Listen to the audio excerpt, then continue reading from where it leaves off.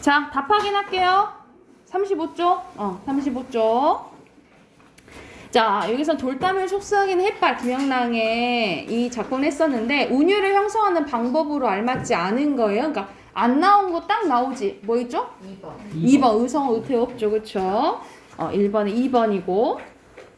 자, 2번의 기억은 햇발같이니까 무슨 법이에요? 직유법. 오케이, 직유법. 직유법은 뭐뭐처럼 뭐뭐듯이 뭐뭐 같이 연결로 들어가야 되죠. 그쵸? 알맞은 거 몇 번? 2번. 찬밥처럼 나오지. 그리고 3번에 윗글과 보기의 공통점이 봐보자. 엄마야 누나야 강변 살자. 뜰에는 반짝이는 금모래빛. 뒷문 밖에는 갈리페 노래. 엄마야 누나야 어디에 살자라고 얘기하는 거야? 강변에 살자라고 얘기를 하고 있네. 그래서 여기서 공통점 나올 거야. 여기서 공통점이 뭐냐면 이 돌담을 속삭인 햇발은 하늘에 대해서 하늘을 우러르고 싶다라고 얘기했잖아. 그치? 그러니까 내가 바라는 대상이 있는 거예요. 그래서 알맞은 것은 2번입니다. 대상에 대한 동경. 그리고 4번에 빈칸에 들어갈 거 시적 허용 나온 부분 뭐예요? 그렇지. 색시인데 새학시로 표현했죠. 자, 37쪽 갈게요. 37쪽 1번 살포시, 2번에 보드레한. 그리고 3번에 순서대로 기억, 리을, 니은, 디귿. 지연이 왼쪽 못 봤어요. 어허, 선생님 다 보인다잉.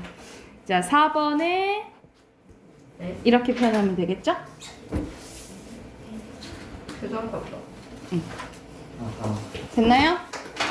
오늘 배울 작품은 윤동주의 쉽게 쓰여진 시라는 작품이에요. 윤동주 많이 들어봤죠? 윤동주 하면은 어느 시대 생각하면 돼? 일제강점기. 그렇지. 일제강점기 때 생각을 하면 되는데, 자, 거의 무슨 시를 많이 썼냐면 어떤 시 승현아? 네? 어떤 시? 쉽게 썼다면서. 감옥 들어가가지고 생기가 되게 많잖아요. 그리고 자기는 이제 시인이잖아. 그리고 소위 부모님의 뒷바라지를 받아가지고 일본에 유학까지 다녀온 사람이거든요. 그러니까 소위 지식인인데 자기가 나라를 위해서 할 수 있는 일이 시 쓰는 것밖에 없다. 그거에 대해서 되게 부끄러움을 많이 느낀 사람이에요. 그래서 보통 이제 자아성찰 이런 것과 관련된 시를 많이 썼다라고 기억을 해두시면 돼요. 그래서 첫 번째 연부터 한번 봐볼게. 창밖에 밤비가 속살거리는데, 밤비가 속살거린다 표현했네, 그치? 그래서 지금 이걸 통해서 상황을 알 수 있겠죠. 지금 시간은 밤이고 비가 내리고 있다라는 거지. 그리고 밤비가 속살거린다라고 표현했으니까 무슨 법이에요? 의인법. 그렇지. 의인법이고. 육첩방은 일본식 돗자리 다다미 6장 크기의 작은 방을 얘기해요. 육첩방은 남의 나라래. 난 지금 어디에 있어? 남의 나라에. 일본. 그렇지. 일본에 있다 라고 보시면 되겠죠. 그러니까 지금 유학 시절에 이제 쓰는 거라고 추측해 볼 수 있겠지. 그치? 자기는 시인이야. 시인이란 슬픈 천명, 하늘의 명인 줄 알면서도 한 줄의 시를 적어볼까? 이라고 생각한 거지. 그러니까 선생님이 뭐라 했어? 자기가 할 수밖에 없는 일이, 할 수 있는, 왜 자꾸 이렇게 할 수 없는 일이지? 할 수 있는 일이 뭐밖에 없다는 거야. 그치? 시 쓰는 것밖에 없다라는 거죠. 그거에 대해서 이제 괴로움을 이제 느끼는 거야. 땀내와, 3면 볼게. 땀내와 사랑내 포근히 풍긴 보내주신 학비 봉투를 받아. 그래서 부모님 뒷바라지 받았다 했지. 그치? 그래서 여기서는 가족의 뒷바라지, 사랑, 또는 희생, 이런 것을 의미하겠죠. 대학 노트를 끼고 늙은 교수의 강의를 들으러 간대요. 그러니까 늙은 교수의 강의라는 것을 교수님한테 배울 것도 많지만 사실상 가서 현실적으로 막 배우는 것과 내가 생각하는 것과 조금 동떨어지는 거지. 내가 지금 필요로 하는 교육이 아니라. 그러니까 학비 저는 받아서 그냥 고등교육 보러 가는 거지. 그치? 그래서 늙은 교수의 강의는 뭘 상징하냐면 현실과 조금 동떨어진 강의. 현실에 조금 뭐 필요 없을 수는 없지만은 그래도 지금 딱 현실적으로 뒤로 놔둬. 왜 뭐 때문에 그래? 뒤에 뭐 아니 옆에 자꾸 만져서 아니야? 그래서 이걸 보면 현실적으로 현실 상황과 동떨어진 강의를 의미하고 그만큼 지금 자기는 이제 일제 강점기 치하에 이제 있는 민족 중 한 명이잖아, 그치? 그러니까 자기 생각에는 약간 독립운동도 해야 될 것 같고 뭐도 해야 되는데 지금 내가 현실적으로 이렇게 그냥 공부하는 게 맞나? 이런 이제 괴리감을 느끼고 있는 거죠, 그렇죠?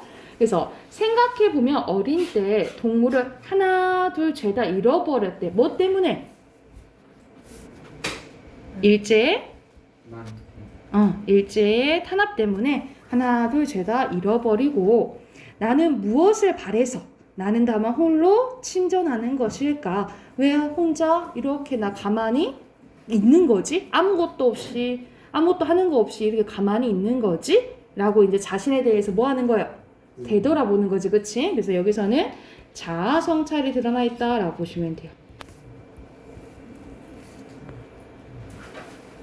근데 뭐에 대한 자아 성찰? 나는 왜 현실적으로 그냥 아무것도 안 하고 살고 있지? 이거에 대한 거야. 그래서 어떤 자아 성찰이냐면 현실에 따르는 순응하는 현실적 자아에 대한 성찰이라고 보시면 돼요. 현실에 순응하는 현실적 자아에 대한 성찰이 드러나 있다라고 보시면 돼요. 그래서 생각하기를 인생은 살기 어렵다는데 시가 이렇게 쉽게 쓰여지는 것은 어떤 일이다? 부끄러운 일이다. 그러니까는 자아 성찰 결과 난 지금 뭘 느끼고 있어? 부끄러움을 느끼고 있다 라고 이제 얘기를 하죠. 육첩방은 남의 나라 창밖에 밤비가 속살거리는데 아까 이거 나왔던 거다, 그치? 그럼 이거는 일연이 뭐가 돼요? 반복되는데 조금 바뀌었지, 그치? 우리 바뀐 것을 변주됐다라고 해요. 바뀌는 건데 이거는 다시 현실에 대해서 다시 인식하는 효과가 있다라고 보시면 돼요. 현실에 대해서 다시 한번 생각하게 되는 효과가 있는 부분이라고 생각을 하면 돼. 다시 생각해 보기를 등불을 밝혀서 어둠을 내면 돼. 등불은 그러면 긍정적인 거겠지, 그치? 등불 동그라미 반대되는 건 뭐예요? 어둠이죠, 그쵸? 그러면 어둠이 상징하는 건 뭘까? 시대적으로? 시대적으로 뭐예요? 그렇지, 일제강점기. 그리고 등불은 좀 저항하려는 의지라고 보시면 돼요. 어둠을 조금 내몰고, 그러니까는 나 지금부터라도 한번 힘을 내보겠다 라고 인식을 한 거지. 시대처럼 올 아침을 기다리는 최후의 날이래요. 아하, 아침을 기다린데 아침이 상징하는 것은? 독립. 그렇지, 조국의 광복, 독립 이겠죠. 그러면 여기서 최후의 날은 뭘까? 아까 전에 현실에 순응하는 날일까? 순응하는 날가 아니죠. 내가 바라는 나인 거야. 내가 바라는 나를 뭐라고 하냐면 이상적 자아라고 해요. 그래서 여기 저는 성찰을 통해서, 같은 말로 성찰을 통해서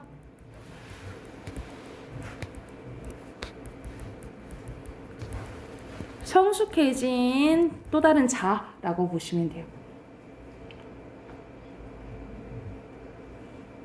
그래서 마음가짐을 달리한 거지. 그래서 나는 나에게, 마지막에 나는 나에게 작은 소원을 내민대.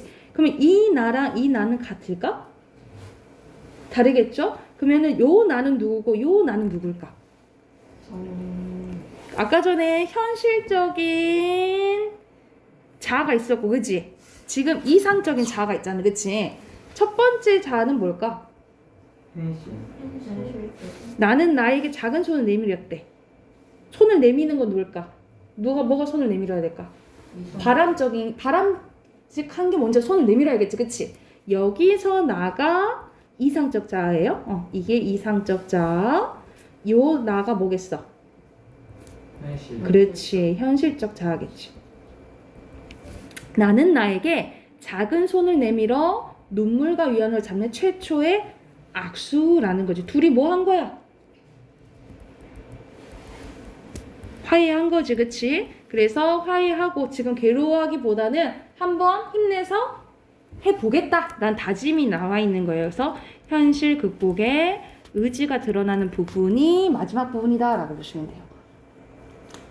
이게 그냥 읽으면 조금 어렵지, 그치? 그래서 여기서는 선생님 말해서 윤동주 시 나오면 보통 자기를 성찰하는 거, 그리고 부끄러움 느끼지만 다시 한번 해보겠다는 의지가 드러나 있다라고 보시면 돼요. 시연아 뭐 안 보여? 저 자의 옆에. 어떤 거? 어떤 거 자 옆에? 저 자의 옆에 뭔지 모르겠어요. 자의 화해. 화해. 그 왼쪽. 왼쪽? 두 자의. 두 자. 자의 두. 글씨를 왜 그렇게 쓰세요? 두 자의 화해. 또 또박또박 쓸게.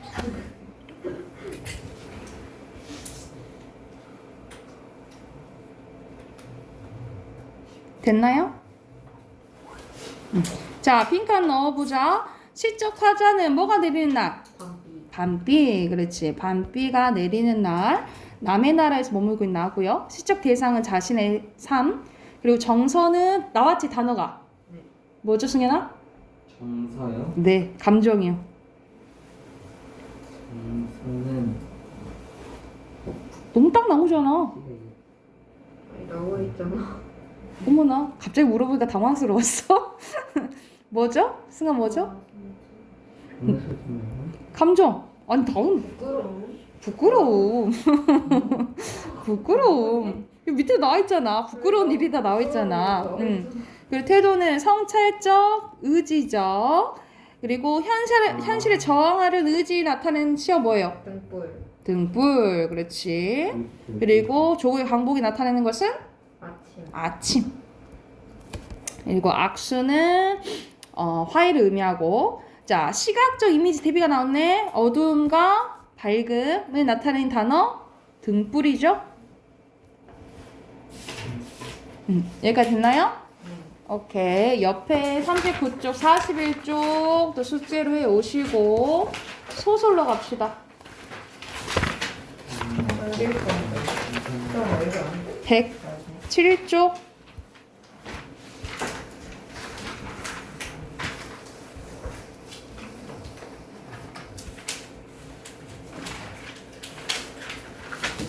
벽이 울려요.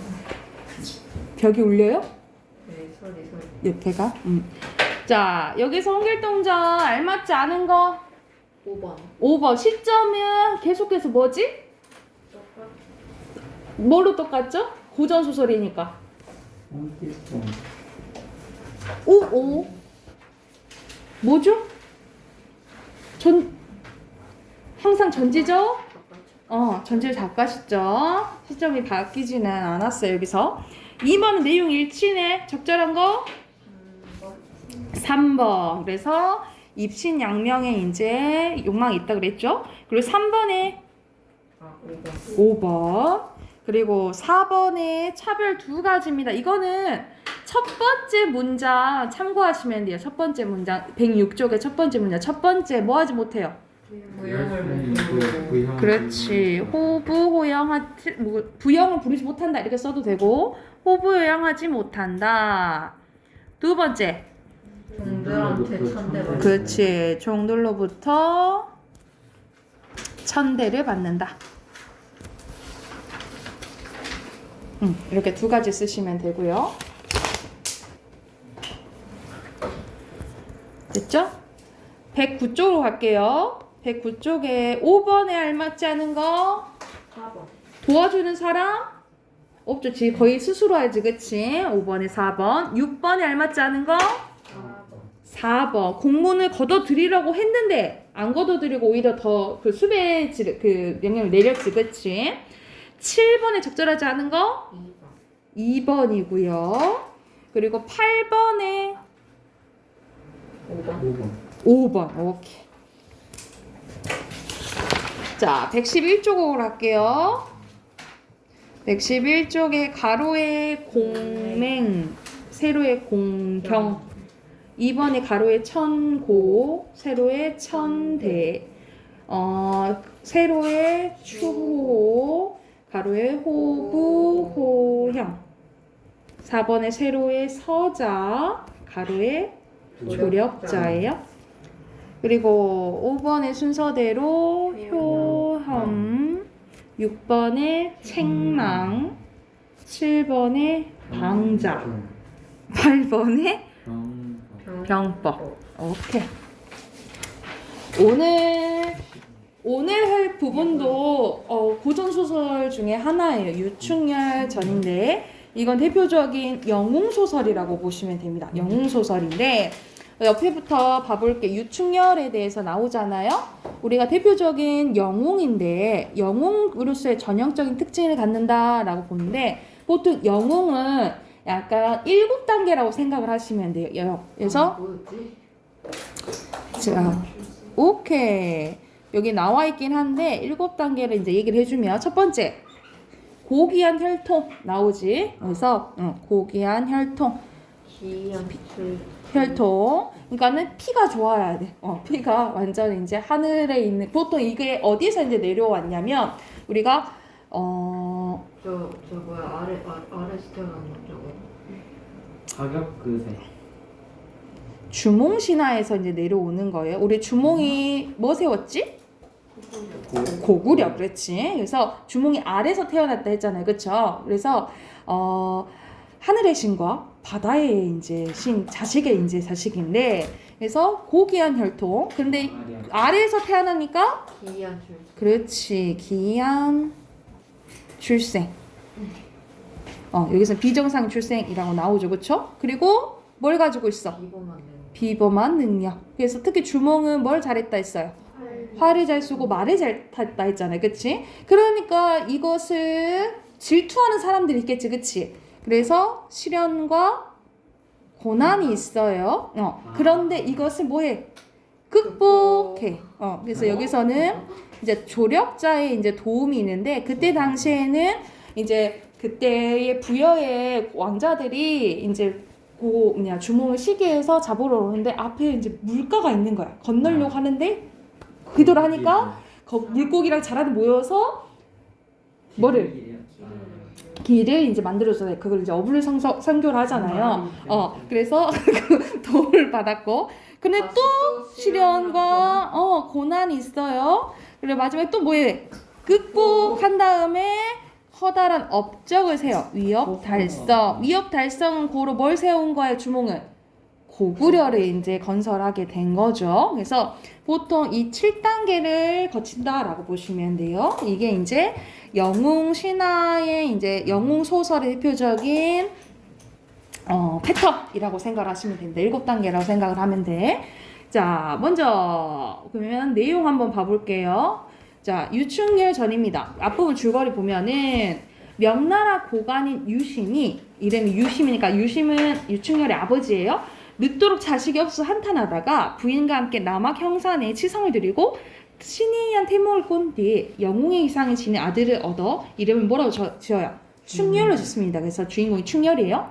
유심의 정적인 간신이라는 것은 임금의 딸랑딸랑하고 이제 권세를 누리는 정한당과 최일기는 유심에게 누명을 씌우고 유심은 부인과 어린 충렬을 두고 귀양을 떠나게 됩니다. 자, 이때 정한당과 최일기는 그러니까 유심이죠. 적소를 보낸 듯 마음이 교만해져서 별당으로 들어가 옥간도사를 보고 천자를 도모할 묘책을 묻습니다. 천자라는 고로. 천자라는 고로 누굴 말해요? 왕, 그렇지. 왕을 조금 치려고 하는 거니까 교만해져가지고. 그래서 도사가 문 밖에 나와서 천기를 자세히 보고 들어와 속삭였습니다. 천상에 삼태성이 황성에 비쳤소이다. 그 신기한 영웅의 하나가 이 영웅 누굴까? 그렇지. 충렬을 의미한 거요. 황성 안에 살고 있으니 도모하기 어려울 것 같아요. 그러니까 충렬 때문에 못 칩니다. 라고 얘기하는 거야. 한담이 일기에게 내 생각하니 유심히 연마하되 자식이 없는 고로 수년간에 형산에서 산재하고 자식을 얻었답니다. 이제 도사의 말씀이 황성에 영웅이 있다 하니 의식컨대 유심이 아들이 아닌가 싶습니다 하고 이제 유추를 했네요. 일기가 대답했다. 적시를 그려하면 유심의 집을 결단에 후환이 없게 하면 옳을 듯합니다. 그러니까는 충렬을 죽여버리자 이렇게 얘기를 하는 거지. 두 사람은 나졸 10여 명을 차출해내서 그날 삼경에 유심의 집을 둘러싸고 화약과 염초를 갖춰 일시에 불을 놓으라고 지시를 했대요. 이때 장부인이 유주부가 이별하고 충렬을 데리고 한숨으로 세월을 보내고 있었는데 이날 밤 삼경에 호련히 한 노인이 나타나 홍선을 하나 들고 와서 부인께 흔들었다라는 걸 부채를 흔들면서 뭐라고 얘기를 했냐면 오늘 밤 삼경에 별난이 있을 것이니 그러니까 미리 뭐 하는 거야? 얘기를 해주는 거죠. 그쵸? 여기 표시해놓자. 여기 해놓고 흔들면서 이 부채를 가지고 있다가 화강이 일어나거나 부채를 흔들면서 후원 담장 밑에 은신하라. 불이 잦아들면 충렬을 데리고 남천을 바라면 도망가라 라고 꿈에서 알려준 거예요. 그러면은 여기서 이 한 노인이 이 시련을 극복해주는 뭔 거야? 조력자인 거지, 그치? 조력자인 거죠. 조력자인 거죠. 그래서 이가 조력자라고 보시면 되고 미리 알려주는 거예요. 이것도 비현실적인 이야기잖아, 그치? 그럼 여기서 비현실적인 것은 어떤 요소라죠? 같은 말로? 그렇지, 전기적 요소 써놓으시면 되겠죠. 비현실적인 건 전기적 요소라고 보시면 돼요. 장부인이 깨어나서 보니까 꿈이라 충렬은 깊이 잠이 들고 있고 과연 근데 옆에 진짜 꿈에서 봤던 뭐가 있다는 거야. 홍선 한 조각 금침에 놓였거늘. 그러니까는 이게 약간 뭐가 있어. 신빙성 있는 거죠. 그래서 여기서는 홍선이 있다라는 것은 꿈의 내용에 대한 믿음을 주는 효과가 있다라고 보시면 돼요. 그리고 꿈에서 본 게 실제로 있는 거잖아. 이것도 약간 어떤 요소인 거야? 비현실적인 요소가 되겠죠. 부채를 들고 충렬을 깨워 앉히는데 사방에서 갑자기 불길을 지폈더라. 부인이 충렬의 손을 잡고 홍선 흔들면서 담장 밑에 은신하니 어찌하니 망각하겠냐라고 얘기를 하는 거야. 어찌하니 망각하겠냐. 와, 이것도 덕분에 살았다라고 얘기를 하는 거지, 그치? 이거는 서술자가 개입했네, 그죠? 서술자가 개입하는 거 선생님 같으면 뭐라고 했지? 오케이, 여기가 편집자적 논평이에요. 편집자적 논평. 승하에 써야지. 자, 불길은 일시에 온 집안을 집어삼키고 쟤만 남았더라. 충렬을 안고 샛길로 나와 남천을 바라보며 가없이는 끝없이 도망하는데 신세가 비창에 눈물의 앞을 가렸대. 한편 정한담과 최에게는 유심의 집을 불을 놓고 모두가 죽었거니 안심하고 기뻐 어쩔 줄 몰라하더라 까지 부분이에요. 옆에 핑칸 넣고 넘어갈게요. 자, 서술자 개입 나왔고 어떤 요소? 전기적, 그렇지, 전기적 요소 나왔고 뒤로 넘어갈게요. 114쪽. 자, 중간 부분 줄거리 봐볼게. 정한담의 지시를 받은 도적들에게 장부인이 끌려가고 충렬 혼자 살아남아서 강희주라는 사람을 만나가지고 그의 사위가 됩니다.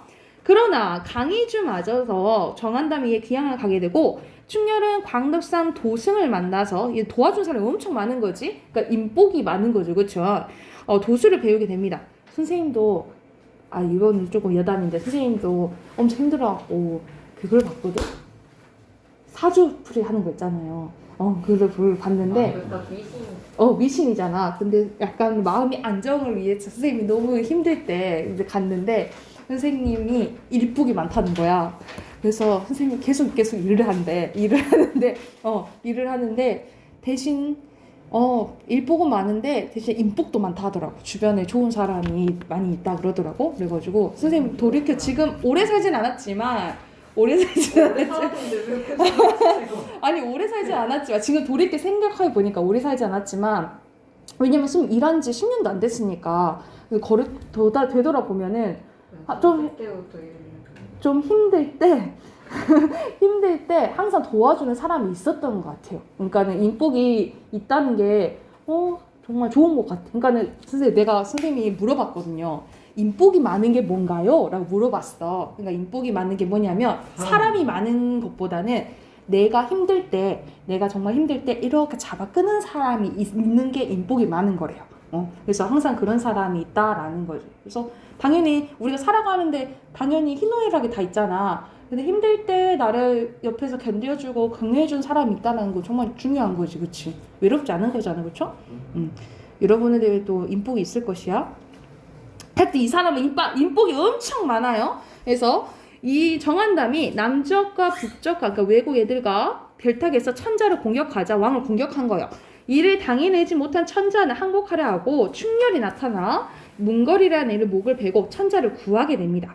충렬은 천자로부터 원수라는 직위를 받고 군사를 이끕니다. 그래서 여기서 원수라고 나오면은 충렬이라고 알면 되는 거예요. 충렬이 청명하고 청명은 명령을 듣고 물러나오니 남은 군사가 불과 1,200명이라 천자는 3층 단에 앉아 하늘에 제사하고 임금을 끌어내어 충렬에게 준 후 대장 사명기를 친필해 대명국 대사마 도원수 유충렬이라고 써주었대요. 그러니까 원수라고 딱 지명한 거지. 원수는 사은하고 은혜에 대해서 이제 이야기를 하고 진법을 시험할 때 상사일자진을 치고 우리가 군중에 호령했대요. 남북 적병이 엉망면으로 나 혼자 당하려니와 너희는 항우를 잃지 마라. 여기서 항우는 뭐라고 나왔어? 대열. 이런 우리가 전쟁하는데 그 진이 이렇게 중요하잖아, 그렇지? 이걸 잊지 마라라고 얘기를 한 거야. 원수가 말하자 적진 가운데 문걸의 죽음을 보고 일진의 진동에 서로 나와 싸우려 했다. 특히 삼건대장 최혜계가 분기를 이기지 못해 백금투구를 쓰고 장창 대검을 좌우로 갈라두고 적재마의 특질을 나는 듯 달려나왔다. 적장 유충렬아 바삐 나와 죽어라. 원수는 장대에 있다가 바삐 들고 나와서 응성했대요. 정한담은 어디 가고 너무 어찌 나왔느냐. 너희 두 놈의 간을 내어 우리 부모 영의전에 재배하고 드리리라. 부모의 원수를 내가 갚겠다 라고 얘기를 한 거지.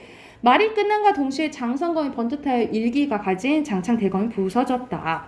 최일기가 크게 놀라며 철퇴를 쳐봤지만 원수의 일심 몸이 안 보이니 어이하리 라고 얘기가 나온 거지. 여기서는 어이하겠냐 라고 또 서술자가 뭐한 부분이야? 개입하고 일신이 안 보인다 했잖아. 여기는 정기적 요소, 비현실적이죠? 거쳐 여기 끝까지 보면은 여기가 편집자죠? 논평이 드러난 부분이라고 보시면 돼요. 서술자가 개입한 부분인 거예요. 두 가지 써놓으시고 적진 중에 옥간도사 싸움 구경하다 크게 놀라며 급히 쟁을 쳐 불러 모으니 일기가 겨우 본진을 돌아 정신을 잃었는지라 원수는 북적 선봉 마룡을 죽이고 공중에서 소리쳤대. 정한담아 바삐나 죽기를 재촉하라. 니놈이 니놈도 이와 같이 죽이겠다 라고 얘기를 한 거죠. 자, 목소리만 들리고 모습은 보이지 않자 군사들 혼란에 빠졌대. 다 이런 것들 다 무슨 요소예요? 여기도 정기적, 여기도 다 정기적 요소죠. 정한담은 용상을 치고 소리쳤대. 엉망 궁중에 충렬을 잡을 자가 없느냐? 한담이 직접 나서려고 하자 최일기가 급히 말렸대요. 대장을 참으세요. 소장이 당하리라 하면서 기운을 차린 최일기가 말에 다시 올라나는 듯 달려들어 소리쳤다. 적장 유충렬은 어제 미결할 싸움을 결단하자. 원수는 적진을 바라보고 나는 듯이 들어가 혼신을 일광되어 주니 모른다. 원수는 장성검 휘둘러 일기 머리를 베었대요. 그러니까 최일기를 죽이게 된 거지. 원수는 뱃머리를 칼끝에 깨어내어 천자에게 바쳤다라는 거예요. 그래서 여기서는 정한담과 나중에 최일기를 처치하고 이제 해피엔딩으로 끝나게 되는 이야기예요. 그래서 대표적인 영웅소설이라고 보시면 됩니다. 자, 여기서는 옆에 핑크 넣어보자. 여기서는 말 그대로 도와주는 사람들이 많죠. 그래서 강희주, 강덕산, 도승이 대표적인 조력자라고 보시면 되고요.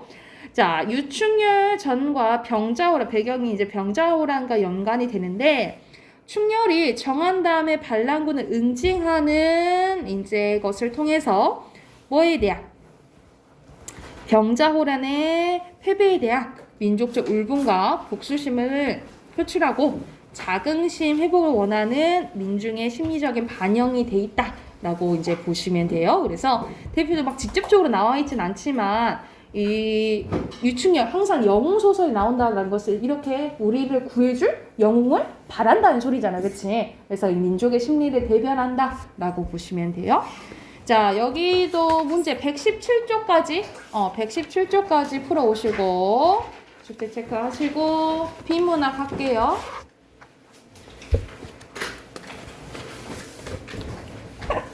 이거 안 나오네. 나왔네요. 안 나왔네.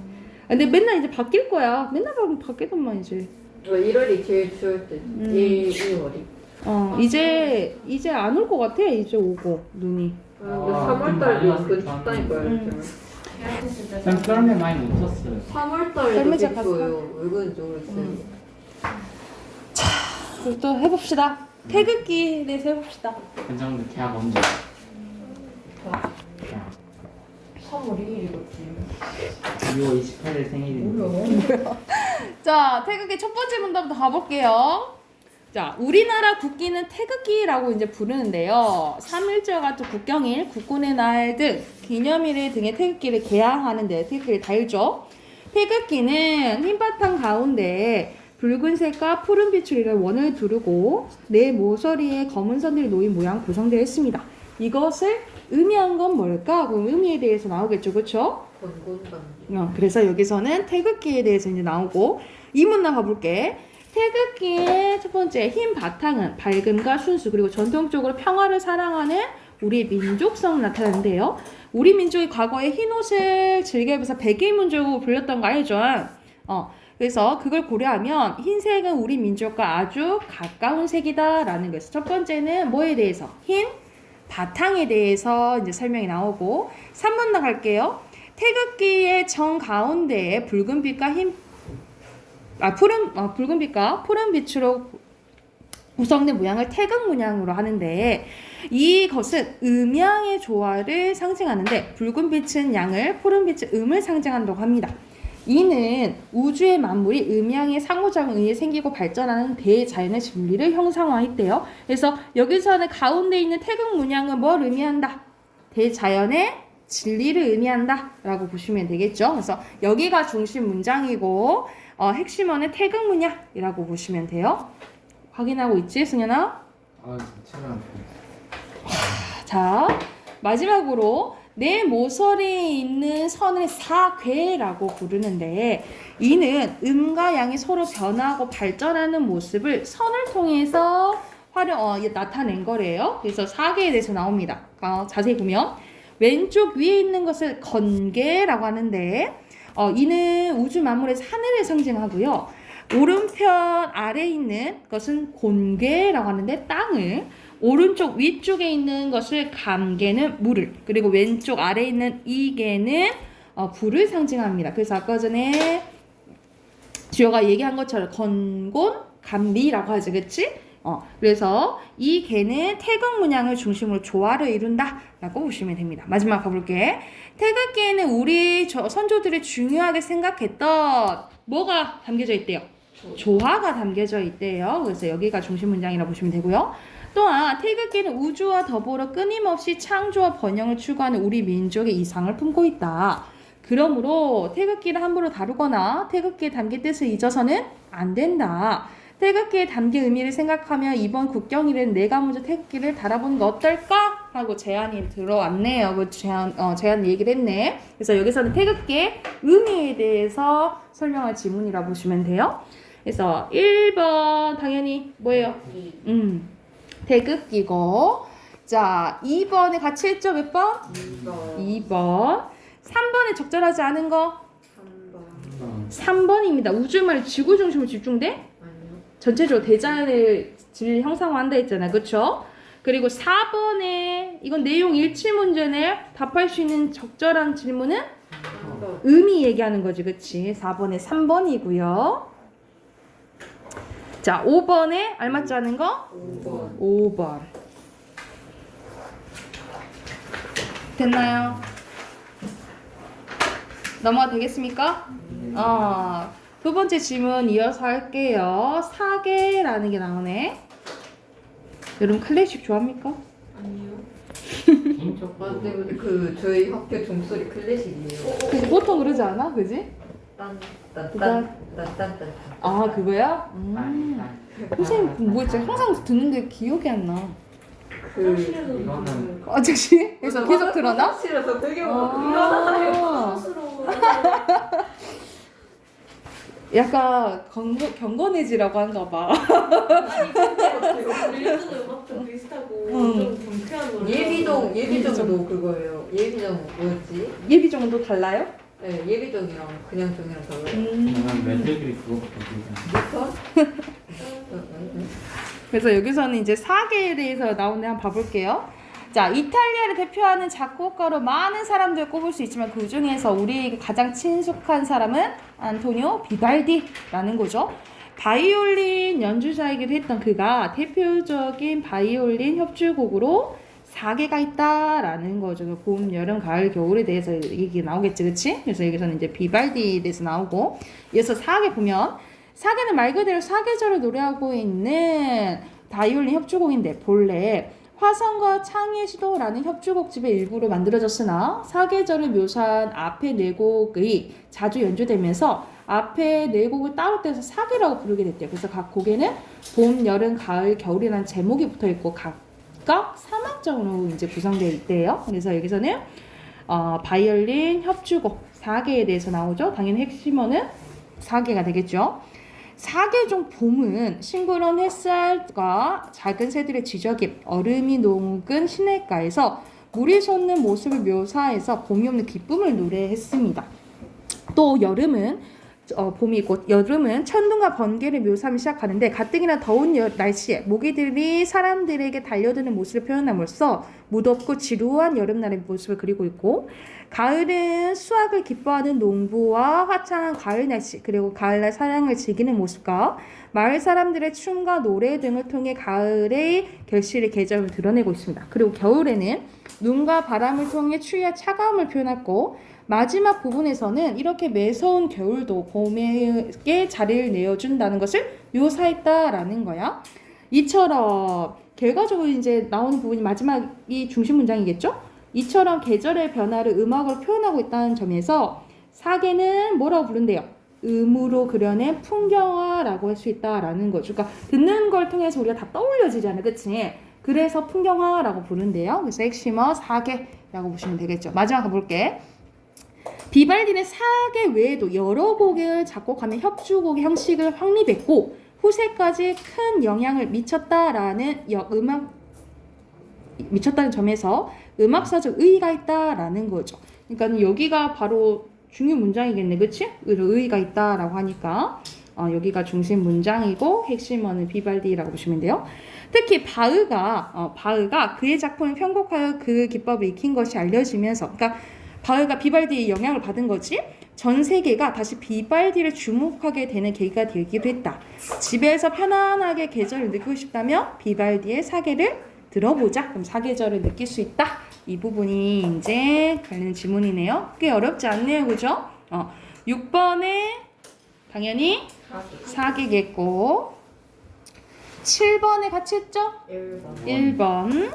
그리고 8번에 적절하지 않은 거 4번이죠. 왜? 바뀌었지, 그치? 오케이. 9번에 적절한 거? 5번. 10번에 미치다, 영향을 끼치다 이런 거겠죠, 그쵸? 가장 가까운 것은 3번이죠. 오케이. 뒤에도 어휘도 바로 확인해 볼게요.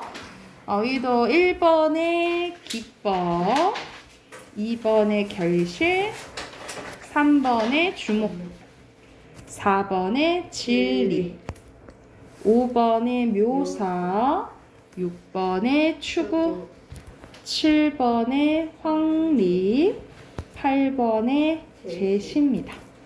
그리고 9번의 순서대로 1, 4, 2, 3이고 13번에 1번, 14번에 2번, 15번에 3번입니다.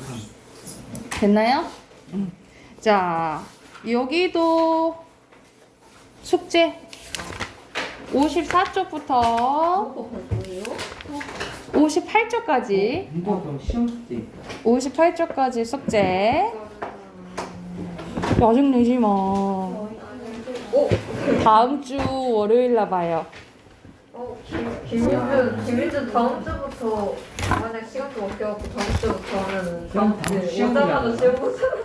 걔는 배운 게 다른데. 그러면 안 되지. 걔는 어차피 이번 주 걔는 일요일 날 시험 봐요. 이번 주 일요일이요? 어. 음원? 아 이거 표할 때가 차라리 재밌었는데. 이어진 문장. 94쪽 할 차례죠? 정말 재밌는. 야 이제 이거 하면 끝나죠. 예. 네. 집 가서 컴퓨터 할 지금 거야. 여기서 이거. 아 왜 자꾸 컴퓨터인데 저거. 이거 좋아요. 여기서예요? 잠깐만. 자, 우리 저번 시간에 했던 거 잠깐만 떠올려 보자. 94쪽이에요. 94쪽 보면은 우리가 이제 문장의 종류가 두 가지가 있다 했어. 크게 어떻게 있다 했어? 혼문장과 견문장 있다 했어요. 이렇게 나누는 기준은 주어와 서술어의 개수가 하나면 혼문장. 주어와 서술의 개수가 2개 이상이면 견문장이라 했지. 근데 이 결합하는 방식에 따라 또 두 가지로 나뉘어진다 했죠. 어떻게? 아는 문장과 이어진 문장으로 나뉘어져요. 아는 문장은 말 그대로 주어와 관련된 주어와 서술어가 떨어져 있고 또 다른 주어와 또 다른 서술어 하나의 뭐처럼 문장 성분처럼 쓰인다고 했어. 그래서 이것을 자 단어라고 하기에는 크니까 절로 부른다 했죠. 그쵸? 그래서 얘의 역할에 따라서 명사절, 관형절, 부사절, 서술절, 인용절 이렇게 5가지로 나뉘어진다 했어. 오케이. 오늘 한 부분은 이어진 문장이에요. 이거는 말 그대로 쉬어. 관련된 주어, 관련된 서술어, 관련된 주어, 관련된 서술어가 연달아 이어서 나와요. 그리고 연결해준 연결 어미가 있습니다. 아는 문장에서는 명사형 정성어미, 관형사형 전성어미, 부사형 전성어미가 쓴다 했죠. 그치? 네. 전성어미가 쓰이는데 이어준 문장에서 뭐가 쓰인다? 연결 어미가 쓰인다 라고 기억하시면 돼요. 하나 한번 봐볼게. 이 이어진 문장은 두 가지로 나뉘어지거든요. 대등하게 이어진 문장과 종속적으로 이어진 문장으로 나뉘어집니다. 그래서 오늘 한번 봐볼게요. 먼저 대등하게 이어진 문장 봐볼게. 대등하게 연결된 이어진 문장은 앞절과 뒷절의 의미가 나열, 대조, 선택 등에 의해서 대등한 의미 관계에 있는 겁니다. 대등하다라는 것은 같은 등급이라고 생각을 하면 돼. 예를 들어서 여기서 보자. 자, 부산에는 비가 오고 바람이 분다라고 나와 있네. 이거 한번 바꿔봐. 부산에는 바람이 불고 비가 온대. 앞뒤 문장 바꿨을 때 의미 변화가 있어요? 없어요. 의미 변화가 없지, 그치? 그래서 앞뒤 문장 바꿨을 때 의미 변화가 없으면 대등하게 이어진 문장이라 보시면 돼요. 자, 나열이라는 것은 나열을 나타내는 연결은 뭐가 있어요? 고가 있네. 고가 있고, 자, 고뿐만 아니라 뭐가 있냐면 뭐뭐하 지난. 며 있어요. 며 쓰세요. 며.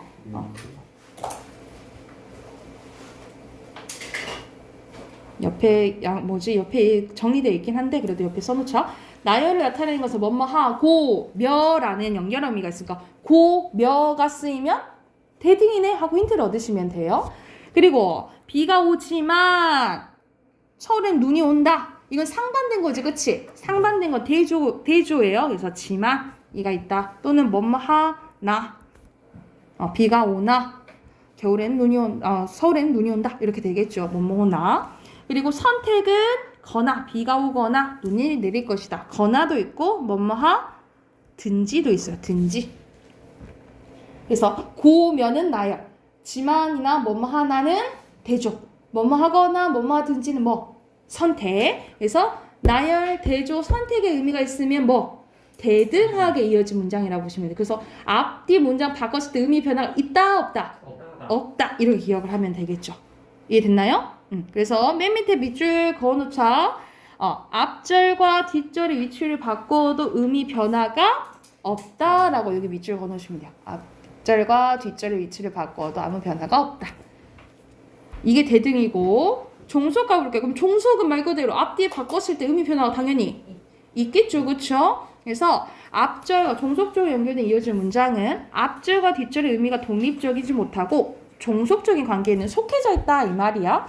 쉽게 말해서 앞 문장이 뒷문장 꾸며주는 구조라고 생각하시면 돼요. 그래서 크게 크게 6가지가 있는데 비가 오면 창문을 닫아라. 이거는 조건이에요. 뭐뭐 하면은 뭐?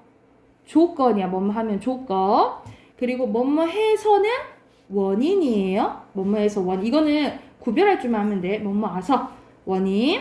그리고 뭐뭐 해도 양보. 양보는 뭐뭐 할지라도. 뭐뭐 할지라도. 이것도 양보라고 보시면 돼요. 뭐뭐 할지라도. 그리고 뭐뭐 오든지 확인하려고. 뭐뭐 하려고 의도예요. 그러니까 예를 들어서 공부하려고 도서관에 갔다. 이런 거 종속이겠죠. 그쵸? 그리고 뭐뭐 하는데 비가 오는데 저쪽에서 누가 달려왔다. 이거는 배경 뭐뭐 하는데. 그리고 뭐뭐 하자마자 시간. 이건 잘 안 나오긴 하는데 이것도 알아두시면 되겠죠. 그래서 자, 뭐 이거는 되게 종속은 많잖아. 그치? 그러니까 대등을 외워두시면 되겠죠. 대등의 나열, 대조, 선택. 이거 외에 연결어미가 오면 뭐라고 생각하면 돼? 종속적으로 이어진 문장을 생각하시면 되겠죠. 그러니까 앞뒤 문장 봐봐. 창문을 닫으면 비가 온다랑 비가 오면 창문을 닫아라라. 의미 같아요? 다르죠. 그치? 그러니까 여러분 아파서 병원에 간 거랑 병원에 가서 아픈 거랑 같아요? 다르잖아. 그치? 이렇게 의미가 달라지면 종속적으로 이어진 문장이라 보시면 돼요. 그래서 이렇게 보면은 자, 여기서 종속적인 연결함에 의해서 실현이 되는데 여기 밑줄 쭉 놓자. 앞절과 뒷절의 위치가 바뀌며 문장 의미가 달라지고 문법이 맞지 않는 문장이 되기도 한다라고 보시면 돼요. 그래서 밑에 보면은 연결음이 있죠. 여기 정리돼 있어. 나열, 대조, 선택은 뭐라고? 대등. 그렇지. 대등하게 이어진 문장.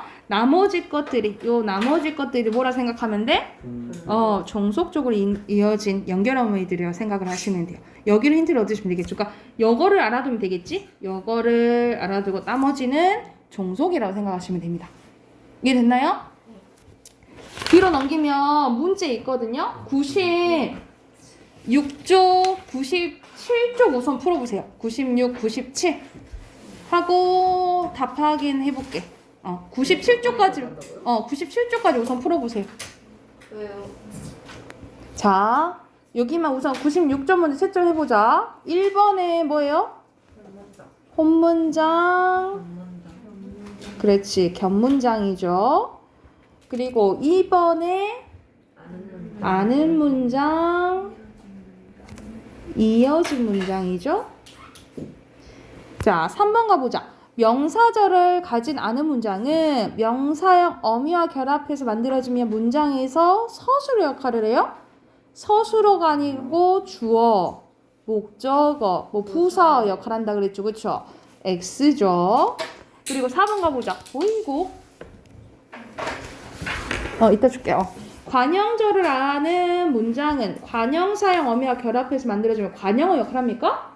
맞죠? 오죠. 그리고 부사절을 가지 않는 문장은 인용격 조사 결합합니까? 인용격 조사 결합하는 건 말 그대로 인용절이겠죠. 그렇죠. 그래서 X입니다. 그리고 서술절을 가진 문장은 절표지가 따로 없습니까? 선생님 힌트가 따로 필요 없고 주어가 2개, 서술어가 하나라고 했죠? 그래서 O예요. 그리고 7번에 대등하게 연결된 이어진 문장은 앞절과 뒷절이 대칭성을 이루며 의미 차이가 있다 했어, 없다 했어? 없다 했죠. 바꿔서. 그리고 8번에 앞뒤 절의 조건, 원인 등의 의미 관계를 지니고 있는 것은 종속이고 그리고 뭐라고? 종속적으로 이어진 문장이죠. 이해됐나요? 오케이. 여기까지 답 확인했고 덜 푼 친구 있어서 97쪽부터 99쪽까지 숙제. 99쪽까지 숙제고 우리가 월요일날 월말평가 보고요. 어휘도 외워오세요. 아셨죠? 어휘.